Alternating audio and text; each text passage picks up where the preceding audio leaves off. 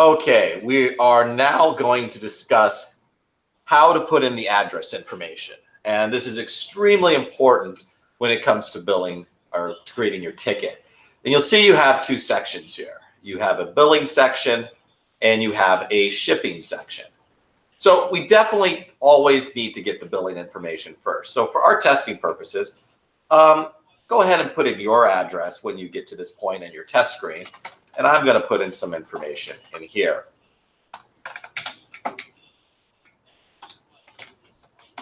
Now you see that I have my first, my last name. I have an address in there, but I am still missing the city and the state.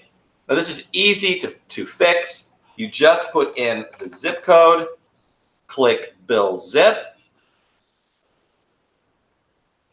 And if I scroll down, that you'll see that I do now have a city and a state populated. And if you look above, you can see that I still have some information required to do as a data entry alert. It's telling me I must attempt to validate the shipping address, and the shipping address has not been adequately validated. Well, we can go back down here and see that I don't have a shipping address.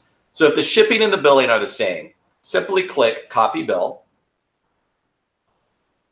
It'll bring that shipping address over.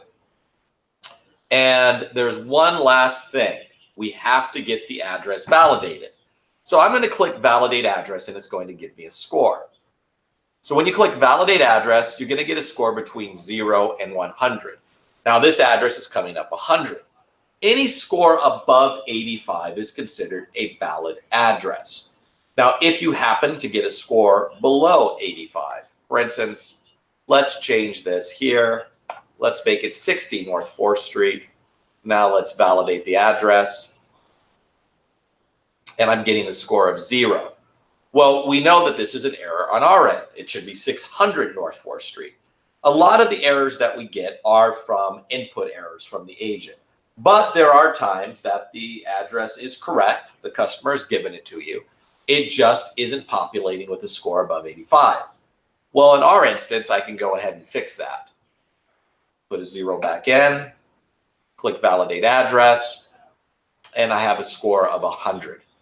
But if it was the case that this address was correct and the score was still 0, and speaking to the customer, and I know that they're looking at a piece of mail and they're telling me this is the correct address, you're going to want to notify your sales lead and let them know that you need an address validation. And this would be done through either calling your lead directly through your Interaction desktop, or sending your lead a text to let them know, or an instant message to let them know that you need their address validated. Your lead will then verify that this is a correct address, and on their screen they have an approve button, which they will click, and it will override your score. It's as simple as that. Now, a couple things about billing and shipping. The billing and shipping do not need to be the same. You'll have some customers that want it billed and they want it shipped to somewhere else. That is perfectly okay. But you'll also notice that we only can ship it to one additional address. If somebody during the holiday seasons may want a product shipped to 3 other addresses, we do not have that ability. So validating the address and getting the address is very easy to do. But you need to make sure the following. You've got the zip code in and the correct city populates. You want to make sure that you have the shipping information pulled in.